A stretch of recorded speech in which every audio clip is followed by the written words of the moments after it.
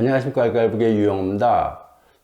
오늘은 이제 최근에 이쪽 남쪽에서 있었던 그 방탄소년단 BTS가 BTS 방탄소년단의 마지가 입영 연기를 취소하면서 그 방탄소년단의 병역을 특례를 적용해서 그들은 군대 안 갈 수 있도록 해야 된다. 뭐 이런 여론도 있고, 뭐 반대하는 사람도 있고, 이런 여러 논란이라면 논란, 이런 것들에 종지부를 찍었죠. 예. 그리고 또 하나는, 문재인 대통령이 2018년도 남북 정상회담에서 평양에 갔다가 김정은 위원장한테 선물로 풍산개를 받은 것들, 그거를 되돌려준 거, 뭐, 요건 다 아실 겁니다. 지금 상황을, 뭐, 제가 구체적으로 말씀 안 드려도, 그곳에 빗대서 만약에 북이라면 어땠을까 하는 그런 생각에서 북쪽 상황하고 약간 빗대서 딱히 같은 사회, 같은 체제가 아니다 보니까 적용하기 쉽지는 않지만은,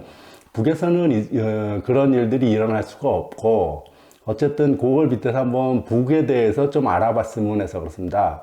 여기서는 연예인들이나 운동선수들 뭐 이런 사람들이 아예 법적으로 특례 제도가 있죠. 뭐 금메달 몇 개 따오거나 뭐 그 레벨에 따라서 특례를 받고 이런 건데, 북에서는 그런 건 따로 없어요. 없고 대신 근데 북쪽하고 여기하고 문화나 조직 이런 게 많이 다르기 때문에 근데 BTS가 만약에 북에 있었다면 이런 논란 자체는 성립할 수가 없을 뿐만 아니라, 북에서는 여기서는 지금 만약에 그들이 군대를 가면은 그런 연애 활동을 못 하기 때문에 문제가 되는 거 아닙니까? 근데 북에서는 그러진 않아요.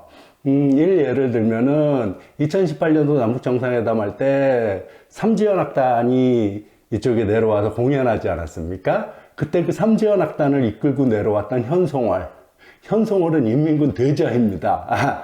뭐 여기로 따지면 대령, 뭐 조금 다르긴 한데, 뭐 대령보다는 더 레벨이 높아요.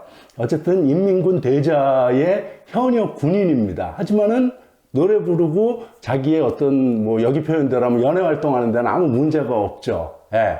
뿐만 아니고 현송월 뿐만 아니라, 그때 삼지연합단 지휘자로 왔었던 장용식이라고 그 지휘자 있지 않습니까? 그 사람은 현송월보다 더해요. 인민군 중장이에요. 여기 따지면 별 둘입니다. 별 둘이 인민군 중장의 노령영웅의 지금은 최고인민회의 대의원까지 하는 그런 사람이에요. 그 사람이 삼지연합단의 그 지휘자로 내려왔습니다. 예.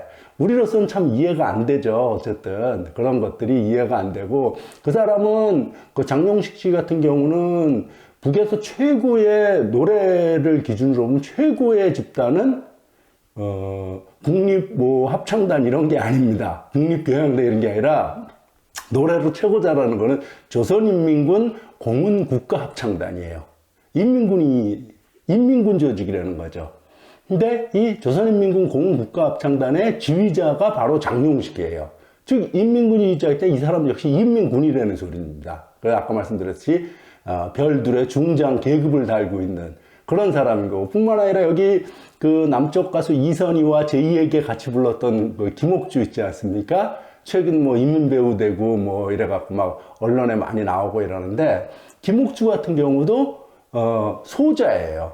예. 즉 다는 아니고 어쨌든 군대, 인민군 생활하는 것과 거기에 삼지연합단을 보면 군인 아닌 사람도 있고 군인인 사람도 있고 막 섞여 있고 이렇게 섞여 있지만은 어쨌든 인민군 군 생활을 하는 것과 그것이 분리되어 있지 않다는 거예요.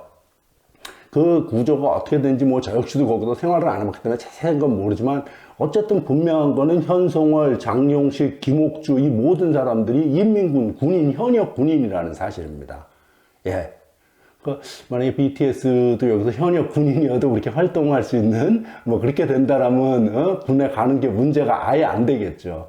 예, 그렇습니다. 그 다음 이런 것뿐만 아니라 이런 노래 음악뿐만 아니라 인민군 교회단도 있고, 예전에 인민군 교회단 극장도 있고, 예? 그 다음에 4.25 문화회관, 여기서 보면 꽤 커요. 그래갖고 4.25 문화회관에서 많은 대회를 합니다. 노동당대회도 거기서 하고 보면 무슨 큰 대회 있지 않습니까? 어머니 대회, 무슨 소년단 대회 이런 것들 많은 대회를 하는 무지 큰 그 회관이 있는데 4.25 문화회관이라고 그 4.25 문화회관도 인민군 소속입니다. 예. 또 그 다음에 열병식 같은 거 할 때 그 군인들 숙소 문제들 이런 것 때문에 그 4.25 여관 이런 것도 다 인민군 소속인 거고요. 4.25 여관 그 당비서가 영화배우 오미란이었습니다. 즉 4.25 여관의 당비서였다는 소리는 즉 그도 인민군이었다는 거죠. 북한 그 최고 인민배우인데 오미란이라고 그 사람이 바로 그 4.25 여관의 당비서를 했었어요. 뭐 그런 식으로 그러니까 여기하고는 좀 구조가 달라서 군과 그 일반인 사인과가 이렇게 명확히 구분되지 않는다 그래야 되나? 뭐 자그냥 여기서는 군 가는 거는 완전히 사회와 단절 속에서 그래서 지금 BTS가 그래서 문제되는 거 아닙니까? 예. 근데 거긴 그러지 않고 예를 들면은 뭐 지금 우리도 뉴스에서 많이 나오는 가장 최근에는 그 당창건 기념일이 10월 10일 날 그 김정은 위원장이 저기 어디냐 평양에서 머무르고 그 당창건 기념대회를 평양이 아닌 저기 함경남도 연포에 가서 연포 남새온실 농장 그 준공식 테이프를 끊었지 않습니까? 그 연포 남새온실 농장 자체도 인민군이 건설했어요. 우리로 따지면 뭐 현대건설, 뭐 삼성건설 이런 데가 한 게 아니라 인민군이 건설을 한 겁니다. 그것뿐만 아니라 최근에 그 북에서 그 지난 4월 그 15일 태양절 날 그 준공식 입주식하고 그래서 막 언론에도 많이 나왔던 이쪽에 그 경루동 주택단지, 그 다음에 평양시 5만 세대 건설의 그 첫 번째로 만 세대를 건설한 송화거리 만세대 그 거기 다 인민군들이 건설한 겁니다. 모든 건설을 인민군이 한다는 건 아닌데 어쨌든 그걸 다 인민군들이 한 겁니다. 여명거리도 인민군들이 건설한 거고요. 그러니까 인민군 생활한다고 군 생활한다고 해서 일반 사민 생활에 그게 단절되는 그 구조는 아닌 거죠. 그런 걸 보면은. 또 예를 들면은, 가장 최근에 나온 영화예요. 2022년도에 그 TV 연속극으로 나온, 5부작 연속극으로 나온 마지막 한 알이라는 그게 이제 북한의 최고 탁구 선수 있어요. 태고의 그 탁구 선수 박영순을 그 원형으로 만든 그 영화에서 보면 박영순이 중학생 때 탁구를 잘하니까 얘를 쉬운 말로 여기 표현대로 스카우트에 갑니다. 스카우트를 어디서 가냐면 당시 28체육단, 지금 4.25 체육단이죠. 같은 이름이 바뀐 건데 어쨌든 즉 28체육단이든 4.25 체육단, 그 체육단은 뭐 하는데 인민군 체육단이라는 거예요. 즉 인민군 현역 군인으로 입대를 시키는 거죠. 예. 박영순은 그래서 중학생인데 현역 인민군 체육단에 데려와서 거기서 훈련을 시켜서 세계 33차 세계 선수권 대회, 탁구 선수권 대회에서 금메달을 따죠. 예, 34차 때도 금메달을 따고, 그럼 뭐 탁구의 영웅입니다. 북으로 따지면은. 75년도, 77년도 이번 두 번에 걸쳐서 금메달 따고, 뭐, 그 밖에 대해서 탁구 여왕이라고 불리는 만큼, 남북을 통틀어서 최초로 탁구계의 세계 여왕으로 등극을 한 박영순도 현역 인민군입니다. 예. 그거 한번 뭐 보시려면 영화 그 마지막 한 알이라는 거기에 좀 자세히 박영순이 이렇게 금메달을 따는 그 과정들 뭐 어쨌든 그런 것들이 나와요. 영화 속에서 쭉 흐름이기 때문에 우리는 잘 못 느끼지만은 그냥 너무나 자연스러워 보여서 거기서도 보면은 박영순이 인민군으로 28체육단에 들어가는 그 장면이 나옵니다. 그리고 그 어린애가 이제 인민군복을 입고 그러고 이제 다니는 그 모습도 나오고. 진원동지 여성파크부는 아침 군사밖에 종일했습니다. 주장 아니라 쉬어다시오. 알았습니다. 슛! 박영수 놈은 대를 앞으로 나오시오. 탁구에 조교 육성을 실현할 때 대한 당의 의도를 높이 받들고 박영순 동문 비록 나이가 어리지만 우리 체육단에 새로 입대했어.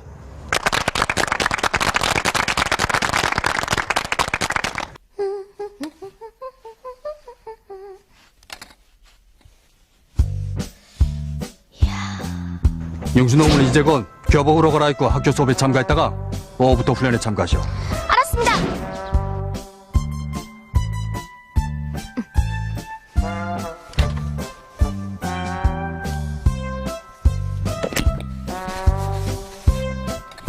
야, 또 먹은 데다!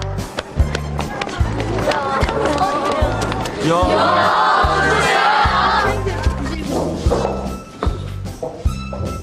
앉으십시오. 박용순 학생.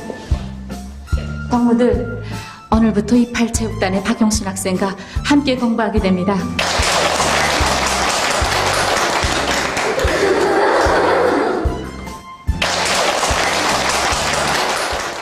어쨌든 그러니까 군과 사민 생활이 분리되어 있지 않고 이렇게 단절되어 있지 않다는 거죠. 예. 이번 어쨌든 그 BTS 입영 취소, 입영 연기 취소를 이렇게 보면서 북쪽의 그 예술인들이 어떻게 활동하고 있나, 그리고 인민군과 어떻게 결합되어 있나 이런 생각이 좀 나서 한마디 해보는 겁니다. 예. 그리고 또 최근에 그 문재인 대통령이 김정은 위원장한테 선물 받은 그 풍산개를 이제 대통령으로서 선물 받은 거기 때문에 대통령 기록물 관리법에 의하면 이거는 법적으로는 개인 소유가 아니라 국가 소유가 되는 거거든요. 대통령 기록물 요 관련 법안 자체는 2017년 노무현 때 만들어진 겁니다. 노무현 대통령이. 그 전에는 이런 것이 없었기 때문에 그냥 다 그 개인 사인 거가 돼버려요. 그러니까 대통령으로서 선물 받은 거가 개인 거에서 쉬운 퇴임하면 다 가져가는 거죠. 쉬운 말로. 그런 구조인데 노무현 대통령 때 요런 그 법들을 대통령 기록물 관리에 관한 법 이걸 만들어 갖고 지금 이런 문제가 생기는 겁니다. 예. 어쨌든 근데 이제 북에서 같은 경우는 최고 지도자가 받은 모든 선물들을 지금 묘양산에 있는 국제친선 관람관에다가 다 거기에 가져갑니다. 그래서 국제친선 관람관에서 묘양산에서 그 북한에 가면 필수 관광 코스 중에 하나가 돼 있는 곳인데 거기 가서 이제 그 선물들을 보는 거죠. 예. 우리는 뭐 그런 시스템이라 그래야 되나? 그게 안 돼. 뭐 대통령 기록관이라고는 있죠. 이름만 다를 뿐 어쨌든 대통령한테. 근데 여기서 이제 주로 서류나 이런 것들인 거고 북에도 물론 그 서류 같은 걸 공개하지는 않겠죠. 근데 그 선물 받은 것들은 그렇게 다 국제친선 전람관에 공개를 해요. 거기에 뭐 수십만 점이 있어갖고 어마어마하게 큽니다.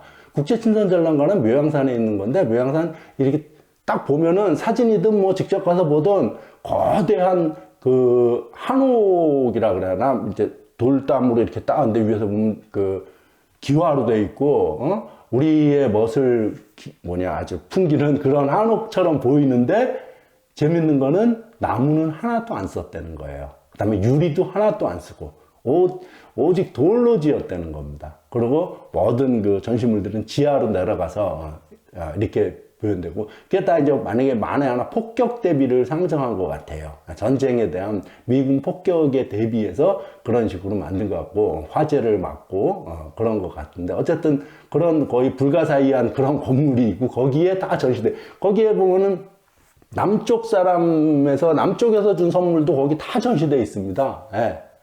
뭐 하다못해 박정희, 전두환도 다 당시 그 김성수한테 선물 보내고 이랬어요. 예. 다 거기 있어요. 뭐 제일 인상적인 건 사실 개인적으로는 그 동아일보가 보낸 거.